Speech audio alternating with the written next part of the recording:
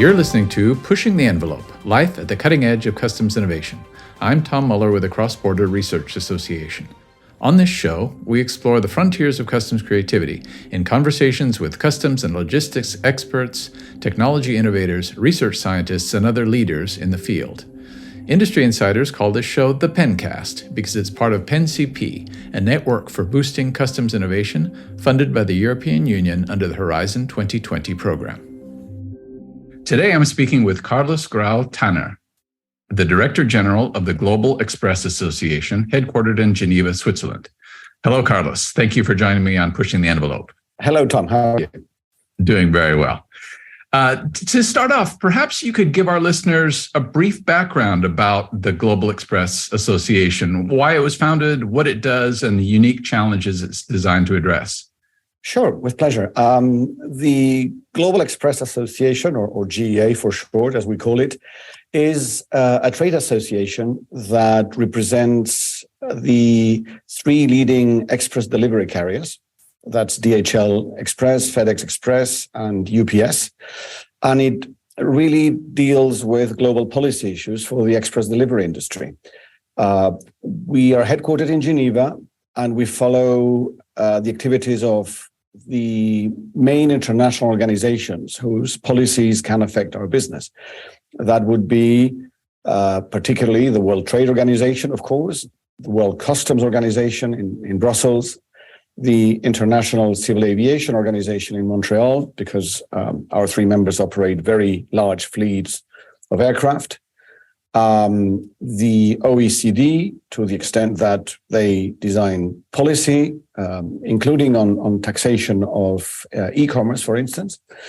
We also speak to the World Economic Forum on a frequent basis. And last but not least, we also are members of the consultative committee in the Universal Postal Union in Bern. What is your background? How did you get into this line of work? So I'm a Spanish lawyer by training. I'm a dual Spanish-Swiss national. And I started my career in the public sector in an international organization. But after 5 years, I hopped over to the private sector. I joined Swiss Air, the Swiss airline. And after that, I joined the International Air Transport Association, IATA, as the Director of Government and Industry Affairs. And after 8 years there, the Global Express Association hired me to run the operation out of Geneva. I see. So a combination of public and private policy and direct hands-on activity. Yes, you can say that I've been on both sides of the fence in a way. So could you tell our listeners a bit about some of the tools that the Global Express Association offers to, well, really to, your website is magnificent and it offers some very, very impressive materials and tools to dig in. I mean, your customs capability database, for instance, what is the importance of that database? Well, thanks for the compliment. I think that the customs capability database is really our flagship product, the jewel of the crown. This is a publicly available open database with information on a series of key performance indicators for customs operations in, as of today, 107 countries. We hope to bring this up to 150 countries and territories. And what you see there is our point of view. So this is based on operational information that our colleagues on the ground give us every year. So it is very much the point of view of the express delivery industry. So what we've done is design a questionnaire that, to the extent possible, aligns very, very precisely with the articles in the two main international conventions on customs efficiency, which are the revised Kyoto Convention of the World Customs Organization and the more recent trade facilitation agreement of the World Trade Organization, which is around since 2017. And that allows us to offer a perspective from a practitioner. I mean, after all, our members operate everywhere. They are present in 220 countries and territories. So they experience day in, day out, the import-export process in all those places. And they can offer a learned point of view on what they experience. So we're not looking at whether there is a decree on this or that, or rather we look at whether that decree is implemented in practice on the ground. And this allows us to run gap analysis between what the treaties say and what really happens on the ground, not as criticism, but rather as a contribution to the process of rolling out these treaties so that there's more effective implementation. So really, your members, let's say your active members are active on the ground in 220 countries around the world, and you can provide a cross-check or a test, let's say, of whether the theories contained in policy are actually being implemented on the ground. Exactly. And as I said, we do this as a contribution because we think that trade facilitation has been recognized as a very positive development that promotes development and economic growth by lowering the cost of trade. So reaching the goals stated in those treaties is really a benefit for all actors in international trade, from governments to traders to carriers. So it's a good thing. And the other thing is, to the best of my knowledge, and I might be wrong, there are only two databases like this around. One is from the OECD, which is also a very, very good tool. But that one is more of an econometric analysis tool. It's more quantitative, if you will. It's truly excellent. It's amazing what you can do with it. Ours, on the contrary, is more descriptive, qualitative, if you will. It tells you what we see on the ground. How long it takes to clear a shipment, if it's this type of shipment or that type of shipment. Does customs operate 24/7? Do they have advanced electronic information capabilities? Things like that. That's very important. Can you share with us some of the big surprises that have come out of this work? I mean, obviously you will have encountered, and you don't have to name names if you don't want to mention the countries involved or customs. But what sorts of surprising or important, let's say, significant discoveries have you made in the gap between theory and practice? Well, just to name a few, and again, this is not meant as a criticism, but it shows that gaps exist. Under the trade facilitation agreement, they designed a really interesting system of classification of the obligations under the treaty.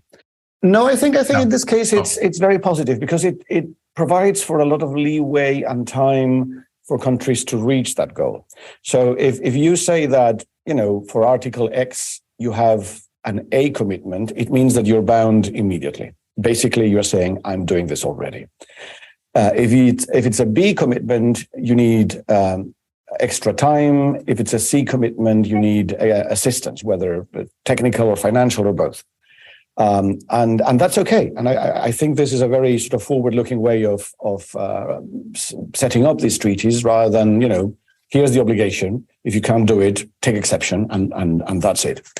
So it provides for assistance, it provides for time, it recognizes that it might be more difficult for some countries than for others to reach that. Now, what we've seen is that in some cases, countries, what we call very optimistic countries, have said, everything's an A for me.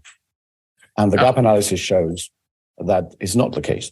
So, it's an interesting alternative point of view that we can offer. And in other cases, we've seen countries that supposedly should be up there with very modern tools, either not having them or having them but not using them the way we think they should be used. To give you an example, no names named, one country says, yes, we do have advanced electronic data capacity, so we can receive information before electronic information, that is, on the shipments before they reach us physically, which is something that we see as a feature of the express delivery model. We do send, or we can send, very detailed information on each and every shipment electronically prior to arrival. And this allows customs to run a risk analysis to say, okay, do I think this shipment poses a risk and do I need to stop and check? Or on the contrary, that comes from a very trusted trader and it's a legit guy. They pay their duties. They don't cheat, so I can clear it immediately. Now the idea is for this to happen before the shipment reaches the border. Now in that particular case, the country waits until, even though it has the electronic information at hand, it waits until the shipment is physically there to run the process, and that kind of defeats purpose. I'm excited to delve into this database because it really is a unique a resource for understanding the broader customs universe. You also present, I've noticed a number of very impressive looking position papers on your site. Which of these do you think are the most? Which are you the most proud of? Let's say one that we are quite proud of, if you will, is one we call Next Time It Happens, which is basically a very short two-pager with the main lessons we've derived from the pandemic. Because our industry played, we wish to believe, a key role during the pandemic in, first of all, we kept operating. When many passenger airlines stopped operations completely, all cargo and particularly express operations kept going, and it was extremely complicated, very, very taxing on our colleagues. But we were there, and that allowed supply chains that were crucial to fight the pandemic to keep going. For once, we bore the brunt of vaccine distribution. Which industry could distribute in a very secure, very controlled way vaccines that sometimes had to be kept at minus 80 Celsius all the way, and make sure that temperature stayed stable throughout the process, and that no one had access to them that shouldn't have access to them. So we played, I think, an important role that we're very proud of, frankly. And based on that, and on our experience during the pandemic, we wrote this paper with a few key lessons, so that next time it happens, because unfortunately there will be a next time, perhaps we're better prepared, all of us. So in a sense, you're looking at the silver lining of a very, very big, very dark cloud that afflicted all of us, and drawing out some of the important lessons that we need to take away from this. What are those in brief? What do you think are some of the key lessons that we have learned or should have learned in the customs realm from the pandemic and the improvements that should have ensued or may be ensuing? So the lessons cover a range of areas, including customs. But if we're talking customs and customs modernization here, one thing we keep saying is that ghastly as the experience was, it was a proof of concept for the treaties I just talked about a few minutes ago, for the revised Kyoto Convention and for the trade facilitation agreement in particular. Why are we saying this? Because we noticed that we measure what we call border holds, which is what percentage of our shipments is held at the border and not released immediately for whatever reason. And it gives us perhaps not a very granular, but a very consistent picture of border efficiency. And we tend to measure this on a quarterly basis, but during the first few months of the pandemic, we switched to monthly. And it was really interesting. At the beginning of the pandemic in April 2020, we saw what you could call a collapse of border processes. Holds went up through the roof everywhere. Now, a month later, we saw the exact opposite phenomenon. Suddenly they went down. Why was that? Because the pandemic forced customs and other border agencies to be extremely creative. The lesson we learned here is that countries that had border processes that were more aligned with the obligations under these treaties, or this, which in some cases are best endeavors, desiderata almost, if you will. But those that were more closely aligned with those standards fared much better in that their border processes kept operating, and as a consequence, supply chains were less disrupted. I mean, they were all disrupted, but less so. So there you go. If you ever needed a litmus test of these agreements that were painstakingly negotiated, that was it. The pandemic, painful as it was, proved that these standards, these international standards that have been negotiated at the WCO and the WTO work. So many agencies decided to do things that previously would have, they would have thought unthinkable, possibly. For instance, what sorts of things? Things like accepting scanned copies of documents, not requiring an original signature. Right. In some cases, agencies that had foreseen the rollout of remote camera, smart cameras that can be remotely controlled for inspections, accelerated that process. So a customs officer sitting at home could say, okay, I want to inspect that particular box. And through the smart camera, they could do it. These are just examples. If we take it to the extreme, the concept of single window, of course, it's this electronic system that connects all border agencies and allows you to basically send in your import data once and get one reply from all agencies in a coordinated way. And all this done digitally. Not everyone has that. It's a sophisticated tool. But what we saw is that many countries put up mini single windows, if you will, for vaccines. It was considered so important. And, border processes had in some cases broken down so badly that they leapfrogged several steps and created many single windows where you could, submit all the electronic information regarding the importation of vaccines and get your permits and your licenses back online. And our question is, if you can do it for vaccines, why can't you do it for everything else? Where there's a will, there's a way. Things worked. The sky didn't fall. And that's the thing to underscore here is that there is not only a proof that this model can operate, but in fact it operated in many cases very well, right? Under extreme duress, this modernization that people have been talking about for quite some time actually became a necessity, and under the force of necessity, people implemented it. People did it. Correct, and the results were good. And things worked. So, like I say, the sky didn't fall. So the first thing is, please keep those measures in place. Don't go back to the old traditional paper-based processes, et cetera, et cetera. Keep those modernization measures in place. In some cases, it might take some legislative changes because these were temporary measures that might lapse. Okay, do the necessary, please, to make sure that stays in place because it works and it's good for everyone. And then, it also shows that, like I said, proof of concept, and where there is a will, there is a way, and it's doable.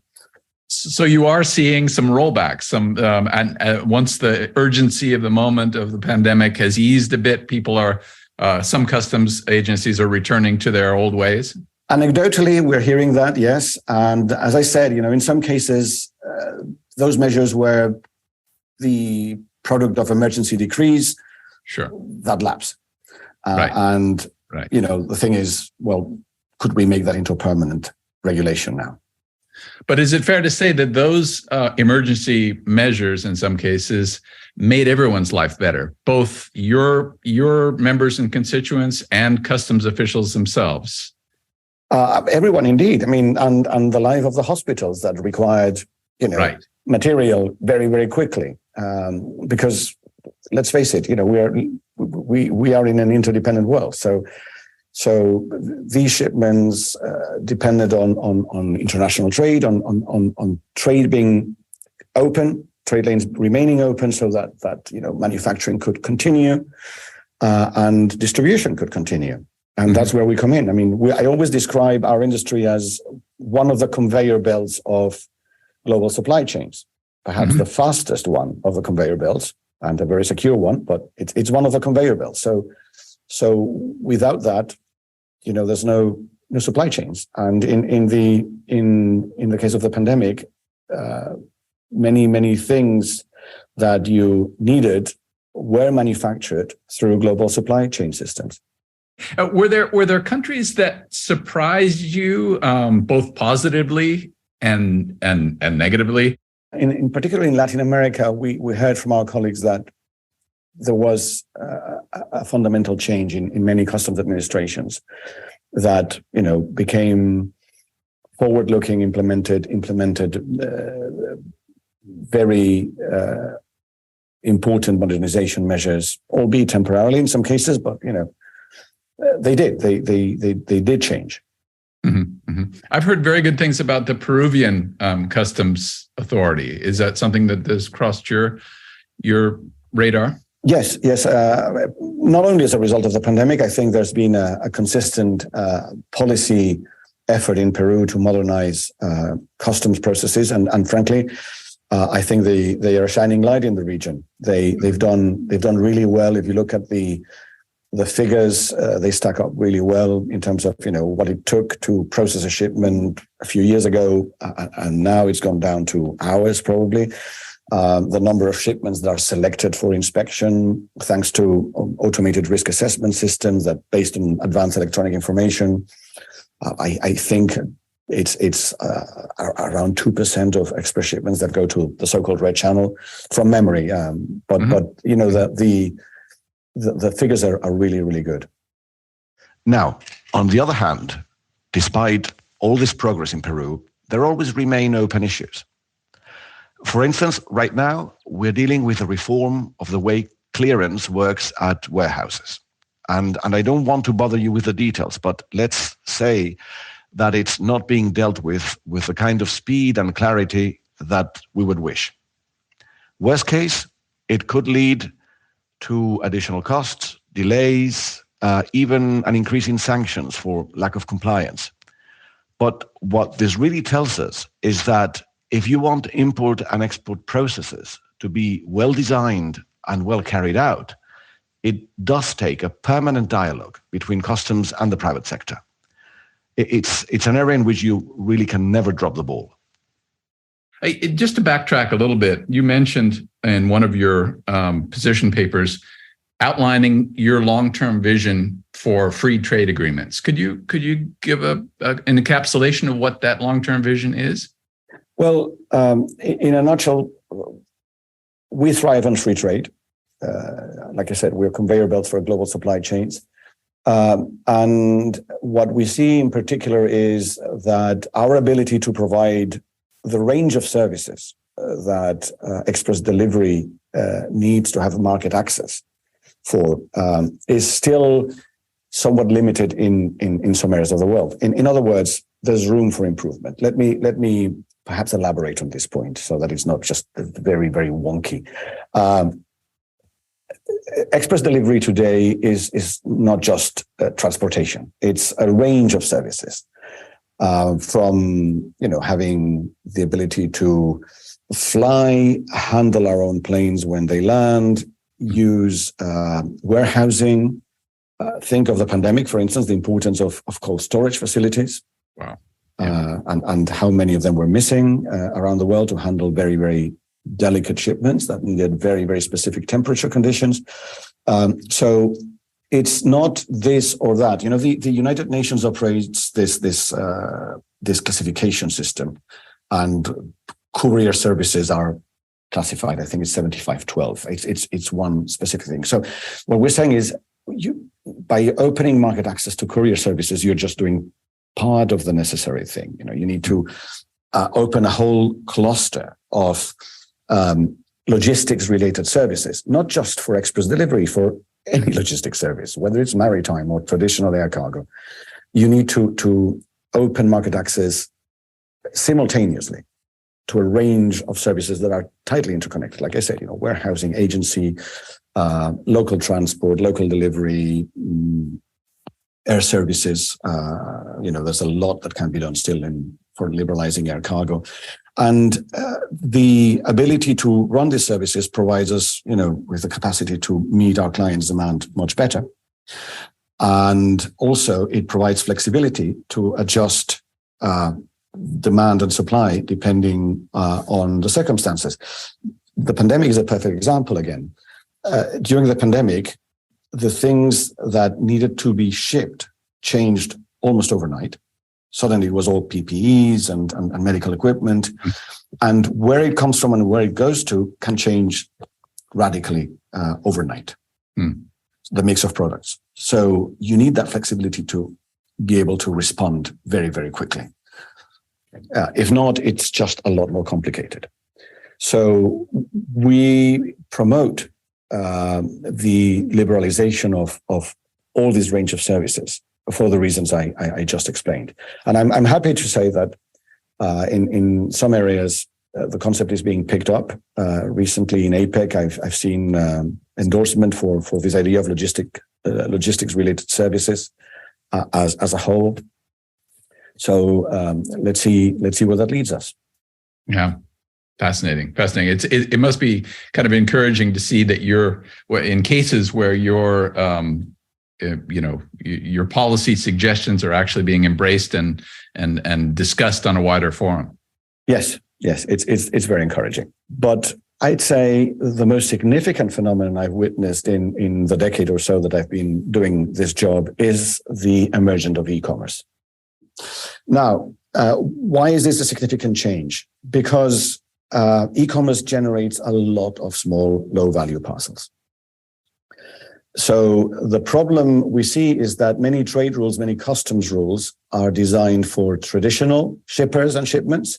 So they have in mind a large, sophisticated company that is very savvy about import-export and sends truckloads or,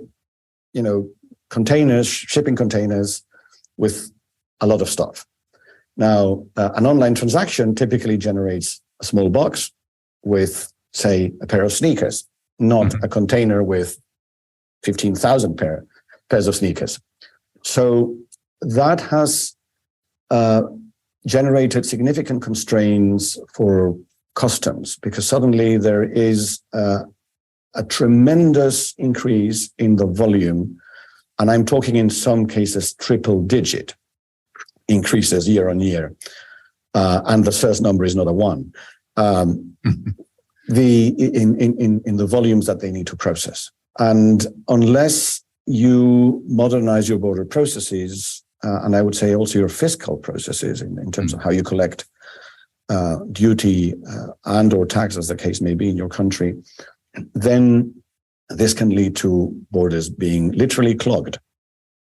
Now, the other side of the equation is that there's a very positive element in the emergence of e-commerce, which is that small traders, very small traders, mom and pop shops, operations with, family operations, 3, 4, 6 guys or girls, can suddenly become global exporters. Right. How do we make it easy for everyone to take advantage of this so that it doesn't become a constraint, so that, customs can process these shipments in a most efficient way, that they don't have to forego revenue collection on those shipments? And how do we make it very easy for the smallest traders to understand, particularly the tax and duty rules on the other end at destination, so that they can avail themselves of this fantastic growth opportunity that can make them into global players if they want to. So and find customers everywhere.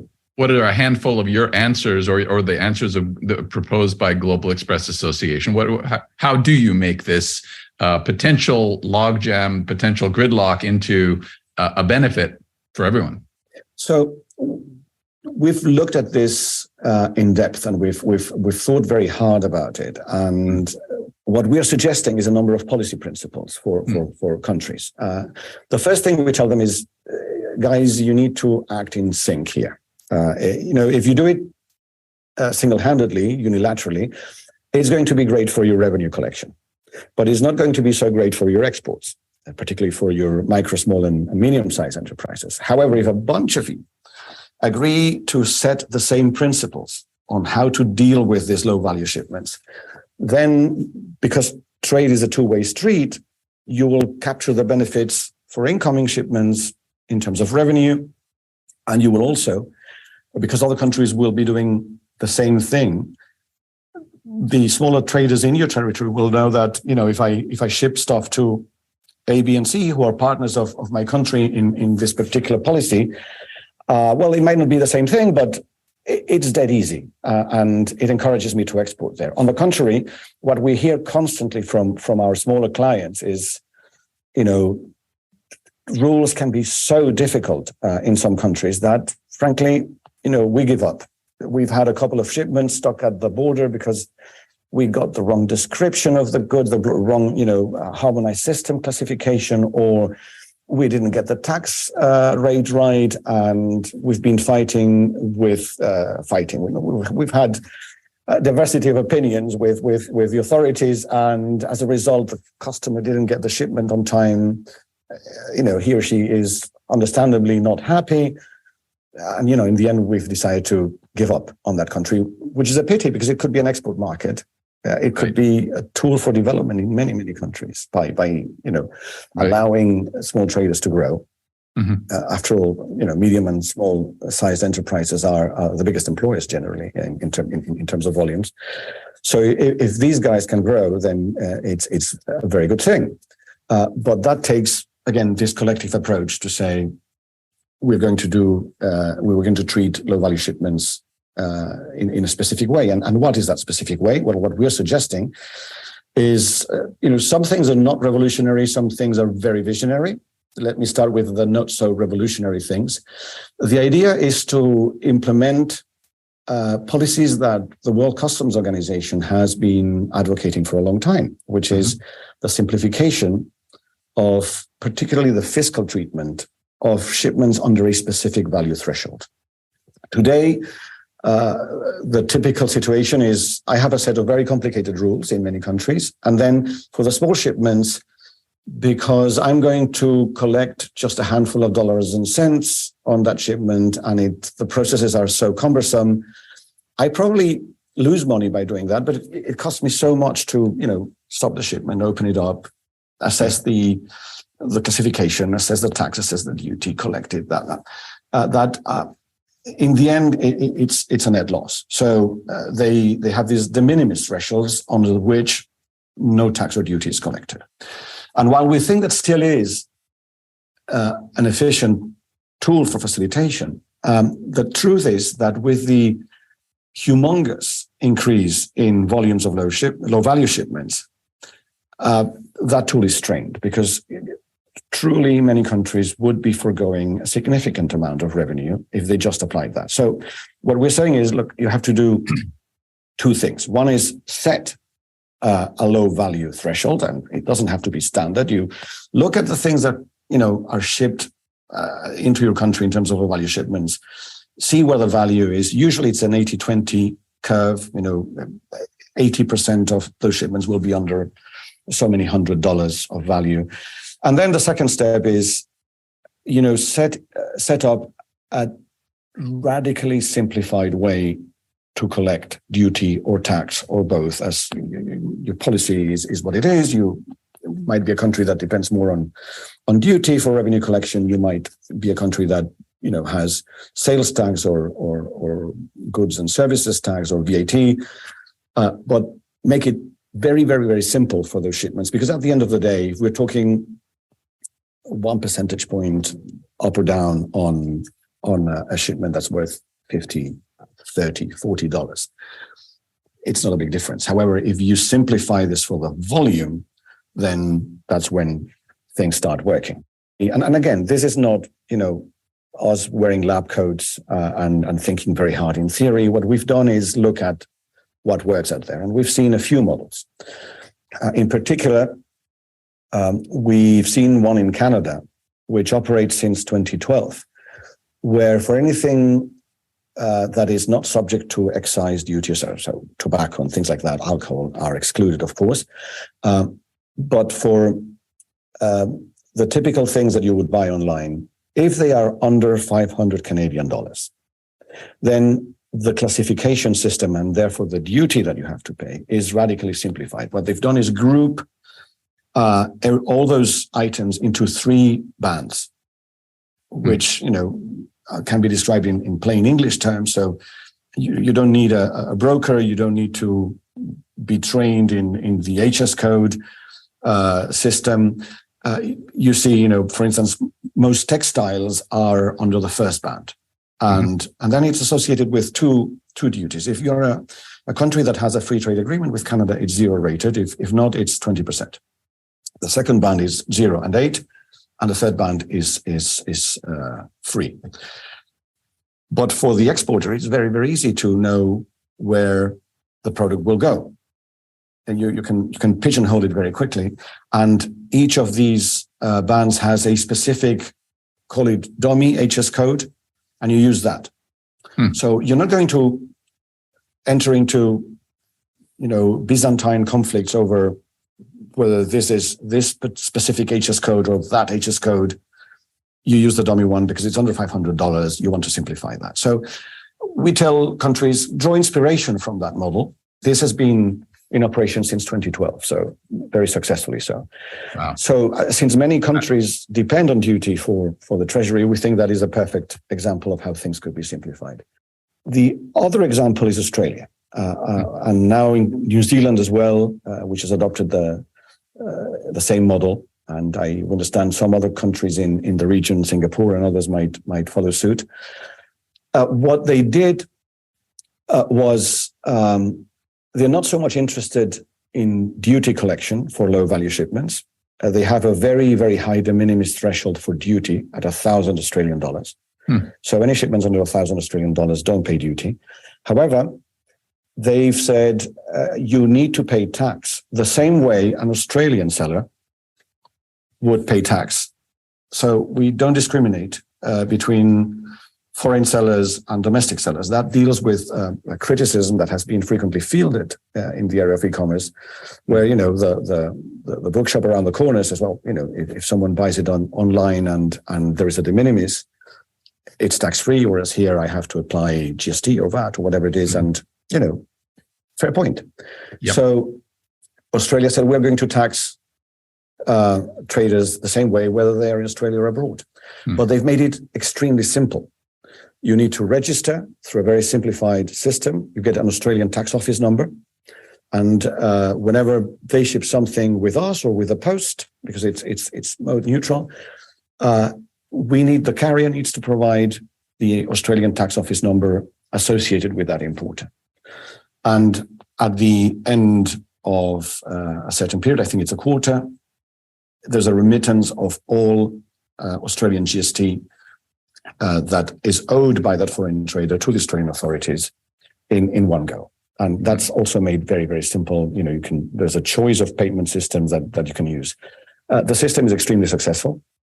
But again, we're saying, you need to do this in sync. It has to be a group of countries. If you really want to capture the export side of it as well, then it's best if this is done in an internationally coordinated way. Not exactly the same system everywhere, but the same policies. And now the visionary part of that is that you could automate that. You could digitize it. How so? Well, if you say you're Canada, you put that information online in an official government repository, digital repository, saying these are my simplified bands, these are my simplified duty rates. And this could be pinged by a piece of software, an API, an advanced programming interface, which is basically a messenger software that sends a question and comes back with an answer. This could be linked to the website or the platform. And then automatically, when someone is inquiring about the product, the system would go, you are in Canada. Okay, let's ping the official repository of Canadian information and say, well, is this under 500 Canadian dollars? Yes. Oh, it qualifies for simplified treatment. What is it? It's a shirt. Oh, it's a textile. So it's band number one. You are in country whatever. You don't have a free trade agreement with us. Add 20% in duty, please. So the beauty of this is this would not be based on a customs value declaration. It would be based on the transaction price. Right. And being electronic, it would be leaving traces that can be auditable. So you could see that, say the shirt is $10, automatically through the system, the customer would see, okay, it's $12, including duty. If you want to buy it, then you pay $12 to the seller abroad. And at the end of the month or the quarter, the seller adds all the $2 that he's collected or she's collected and sends in one go, to save cost, all that money to the Canadian authorities. So we're not there yet, but we think it's eminently doable. But to start that, you need a policy first. Yeah, that's a perfect combination of, as you say, applying in the field theories that have been bouncing around at the World Trade Organization level and other levels for quite some time, and showing a benefit of having this level playing field. But then also thinking, okay, putting on your big data hat and saying, how can we make this process even smarter, even more immediate, even more auditable? And so it's, but the kind of thinking that you're talking about is precisely the kind of thinking that PenCP and other similar projects is pushing, that you're creating a level playing field that's good for everybody. I mean, exactly. The notion of one of your members saying, look, we've tried to do business in this country a couple times and it's just too much trouble and we give up. That is such a failure of the current system and such a harm to the country that is being excluded from this, effectively excluded. The kind of group thinking and everyone around the table getting together is literally the rising tide that floats all boats. That's going to be good news for everybody. We think, small traders are extremely creative. Some have excellent products. The problem is getting them to a customer in a remote location. If you don't have the right systems in place, you might be foregoing revenue as a government. Your customers have fewer choice. And on the other end, that small trader misses an opportunity to grow. So we think, these solutions are win-win-win. Absolutely. And you beautifully put it in terms of both theory and practice. That notion of putting out a questionnaire, but then filtering it with 3 different levels of testing, let's say, logic and applicability. That's an impressive procedure that you've applied. We have all the details on our website. If anyone's interested, there's a specific box on our landing page with low value shipment papers with the main proposal, and then some so-called technical papers that we've developed afterwards. For instance, what kind of fields should the API have in order to work? How would you generate simplified value bands for low value shipments? Just throwing this as a contribution to a public debate. We don't claim to have all the solutions, but we think we've given this a lot of thought, and frankly, we are quite proud of the ideas we're putting forward here, because they're tested and they're forward-looking and they are quite detailed. But excellent. We need to just start this public debate. Precisely, you're inviting people from all sides to join in and tell you when you're wrong. Exactly. Improve proposals. Or I wouldn't do this quite this way. What about doing it that way? If it meets the same purpose. But let's have a discussion. Let's have an open international discussion on these issues, because I think we all stand to benefit from that. Jumping around again a bit, I've heard many good things about the Singapore's approach to customs. Is it fair to say they're a kind of a gold standard of many practices in the customs field? And how do they do in the e-commerce line? Singapore is a nation that defines itself as a trading nation, and yes, they are at the forefront of modernization of many processes. They have a single window that must be, version 5 or 6 now, which can process hundreds of thousands of forms, electronic forms, in very little time. So it's extremely efficient. Another interesting thing that Singapore is promoting now is open access to electronic access to government information. So I've seen ideas about using APIs to access official digital government information. So it lines up very much with the concept that we developed in those papers. Mm-hmm. And you said that they are adopting, or maybe in the process of adopting, the Australian standard of 2018? Something similar, yes. I see. The same idea of, simplifying the treatment of GST for low-value shipments imported into Singapore with a system that looks similar to the Australian one. And again, this would be good because it's a regional approach in APEC that could be a good test bed of those ideas and show. The interesting thing would be if you can measure then whether exports of small and medium-sized enterprises, as we suspect, will increase among the countries, in the trade lanes of the countries that subscribe to this kind of policy. Right. So the ultimate proof of purpose and proof of methods would be to show, hey, this actually works at the small, micro, and small and medium business level within the region that's applied these principles. Correct. Very frequently, we've heard it's the tax and duty issue that poses a significant problem. So and it's also the one factor that holds many countries back, saying, "Oh, I'm going to miss out on revenue, or if I don't control all these shipments, things are going to slip through." We say, "Okay, there are smarter ways of doing that meet your needs as a country, so that you will not only not miss out on revenue, you will generate new revenue."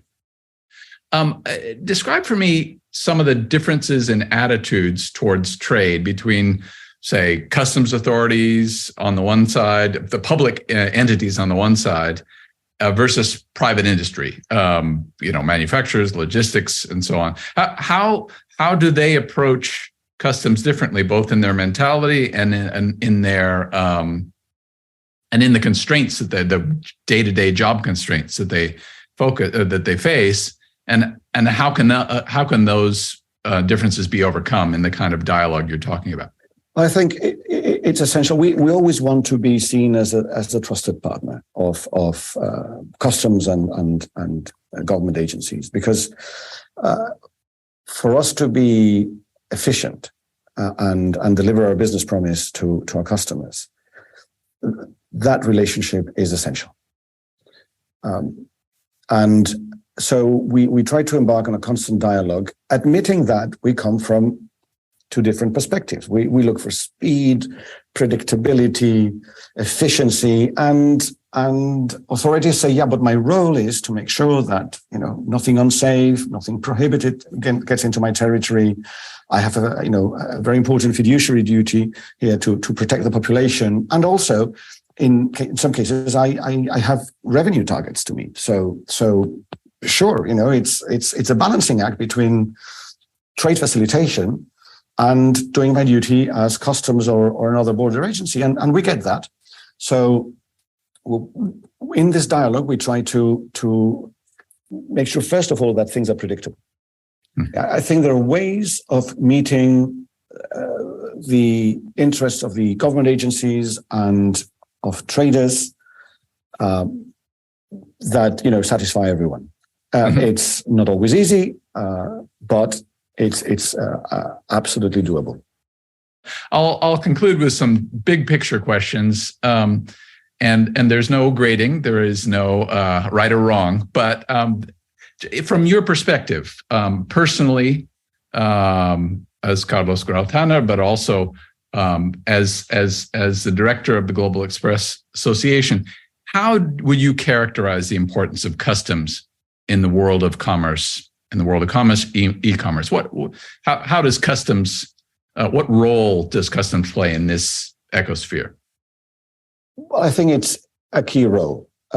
Customs is one of the many agencies that traders encounter at the border.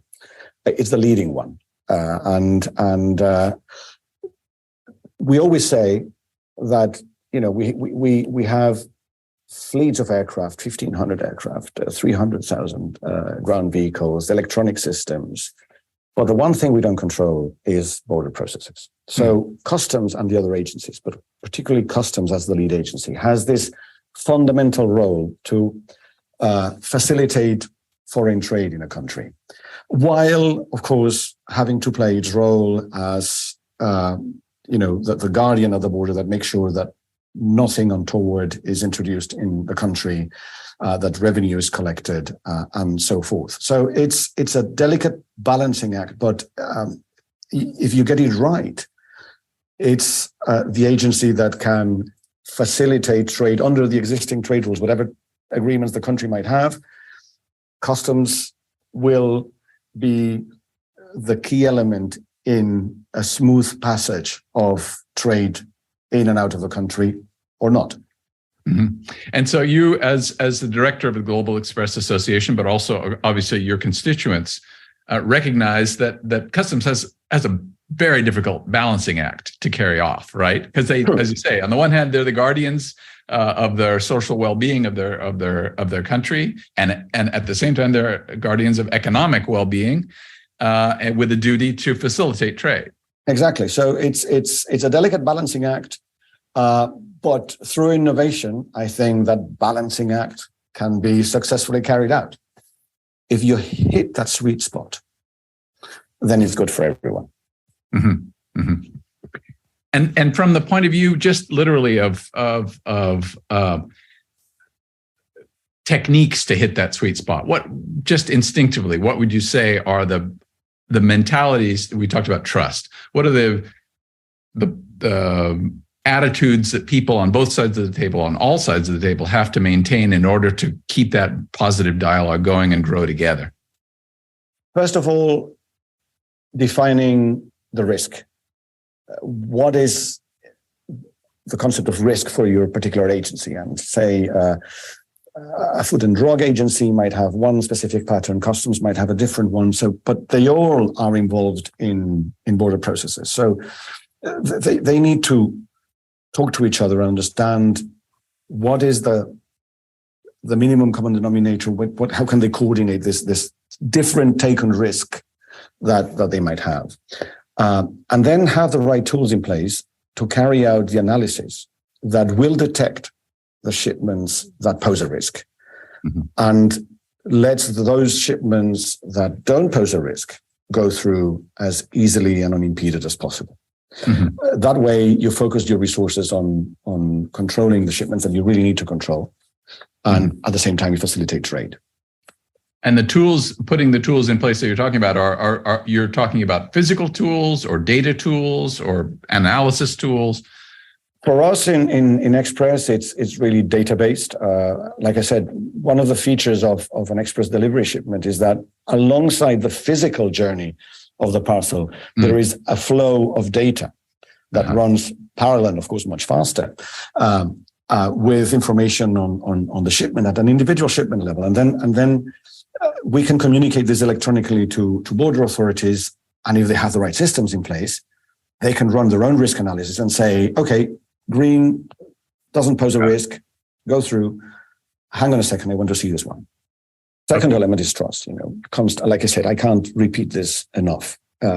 Let's talk. Let's engage in a permanent discussion or permanent dialogue. How can we improve things? Where do our points of view differ? Where can we meet? Where's the common ground? Mm-hmm. Mm-hmm. What can we do to meet your interests? What can you do to help us facilitate trade? Mm-hmm. And getting this kind of dialogue going in every platform, in every venue possible, I gather, is an important part of your work. Yes, and the trade facilitation agreement in the WTO requires the setting up of a trade facilitation committee at national level. And that's the perfect forum for this kind of discussion, where you need to have authorities and practitioners around the table as often and as regularly as possible, discussing these things constantly, because it's not going to be a one-off. Right. Things evolve constantly, trade evolves, the trade patterns evolve. You need to have this forum in place so that we talk to each other and we can find solutions that satisfy both of us. Last question. This is, we've touched on it, and you've sort of answered it in a bunch of different ways. But the quadrillion-dollar question: what are the biggest challenges, in your view, from your perspective, for the future of customs innovation, of positive change and evolution? What are the biggest challenges for customs work as a whole going forward, as you see it?